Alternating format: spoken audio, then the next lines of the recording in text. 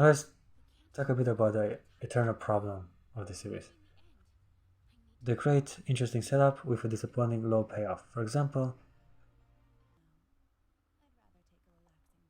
they try to set these rivalities and fights in regard with destiny and lineage, but the moment the writers get stuck, he immediately retcons everything and tries a way to bullshit his characters out of a scenario he got them messed into. Iconology gets silent immediately once the show realizes how powerful he is for the story. Only 7 more dragons remaining. I will slay them all. An epic confrontation between Grey and Natsu gets postponed yet again by Urza and the death of Makarov.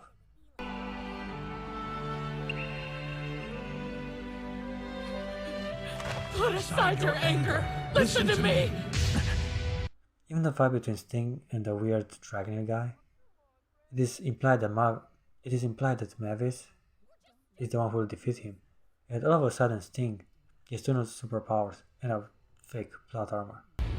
White magic has no effect on me. After all, I am the White Dragon Slayer.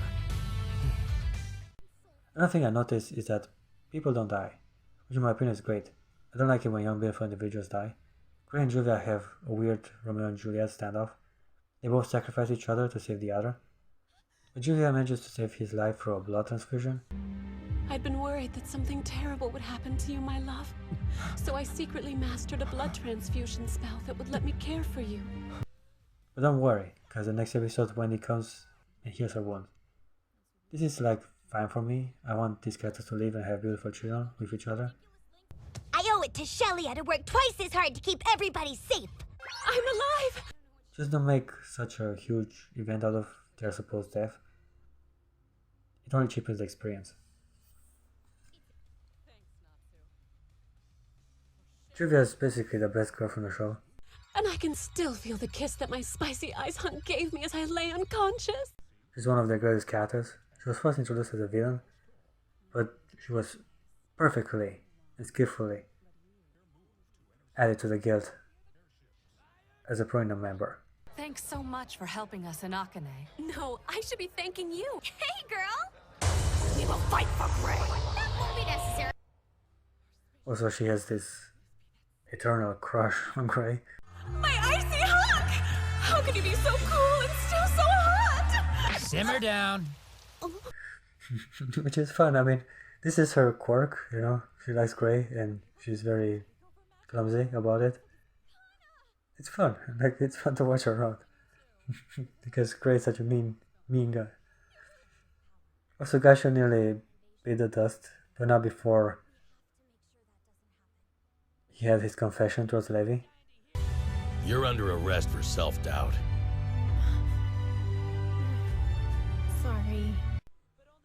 Now, Juvia is pretty amazing. Like, the fact that her element is water and Grey's ice is like a match made in heaven. Even when she was introduced, like, the writers saw the similarities and they were like, this works too well.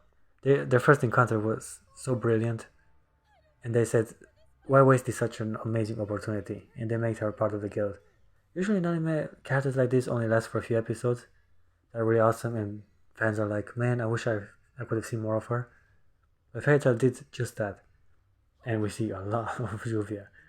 She's like one of the main 6 characters. Like, it's either Wendy or Juvia when there's 5 of them. Serana is super hot. Yukino might be innocent and cute with a well-stacked but slender. Yukino might be innocent and cute with a well-stacked but slender waist. But Serana has more taste to show, and she's mostly in her underwear. Welcome to the Mobile Temple Olympia. I'm your captain, Serrano. It's Angel! Yeah, that's how she gets introduced in this season. Sitting on her throne in her underwear. So beautiful. She also grabs Lucy's swimsuit. Makes more of a mean tension between them. Well, as it turns out, I owe Mest a little favor now. So I'll help you this time. Also, her eyes make her look mean and arrogant, while having a seductive voice, not to mention her lesbian tension with Lucy, as she grabs her swimsuit. We appreciate it, Angel. I mean, Serrano. Don't forget, I'm the one who killed Karen. The fight with Irene really emphasizes how powerful Ursa is. The main trio have long since surpassed Gildars, even Lux is stronger now. But Ursa seems to be getting some awesome fights, usually in shonen. The guy is... But Ursa seems to be getting some awesome fights. Usually in shonen, the girl is tough at the beginning, but then she gets left behind by her male counterpart. As Emma gets tougher and less relevant, the women become... As Emma gets tougher, the less relevant the women become. Emma with Tsunade, Sakura, Nami, Nico Robin from One Piece, or Rukia or Hime, Rangiku from Bleach. Yoruichi is still tough though, and Siphon is also pretty cool. Well, that is why I love Bleach. And it also gets a new anime. And 17 already, from what I've heard. Can't wait. Anyhow, Ursa is still at the forefront of the series, and she might even be able to defeat Natsu in all one-on-one fight. As for now, her opponent is Irene, her biological mother, and the creator of Dragon Slayer magic. First of all, a head like that is way too big. No wonder she was tortured for a few years with fashion tests like that. Ew. She smells a lot like her, too. Now, Ursa. That's a rude thing to say to your mother. On a more serious tone, her head sucks.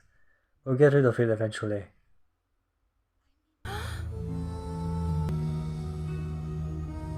After that, my life became a living hell. A second, how can you torture such a beautiful woman with big boobs like that? She's a precious treasure to behold and polished. Even a peasant would have realized that. Irene. Belsarion. Anyhow, the fights Ursa...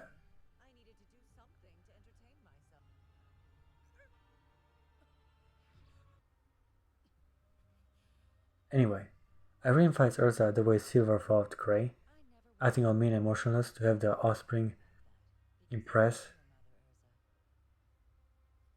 and beat some sense into them. Shut your mouth! Huh? My name is Irene. This fight was awesome. Wendy was also there to help the Queen of Fairies. Ursa! It's all right. Guess I should thank you. We also get the stereotypical body position premise, in which Wendy grabs her awesome new boobs, in which Granny grabs her awesome new boobs. They're so big and soft. Her dress is perfect. The only thing that is the problem is the hat, but her outfit is revealing and practical for combat. Kind of reminds me of the second filler Fairytale episode, when Happy switches body with Ursa and grabs her boobs. I know my anime. I really don't think I've always had these. Have I?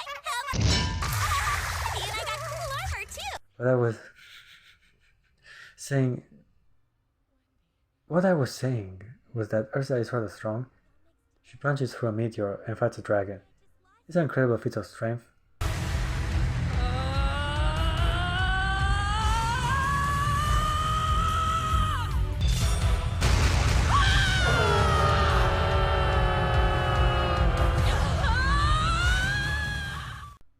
And I'm so damn glad she still gets the best fights in the series. Natsu has defeated Spriggan, Dimeria, but Ursa has dealt with two in a way more spectacular manner. Also, Wendy is really improving at combat. If I were to rank the girls, I put Ursa as the strongest, followed by Brandish, Dimeria, Kagura, Minerva, Mira Jane, and then Wendy, or Sky Dragon Slayer Lole, has a nice spot on her petit body. Ready! All physical abilities up! Deus Equus! All things considered, I like the anime. It's more of the same grandness and weakness of the previous seasons. If you like these characters, you'll enjoy the show.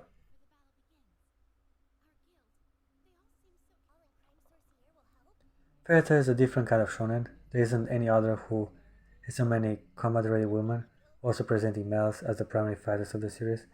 I give Fate the final season a 7.5 out of 10.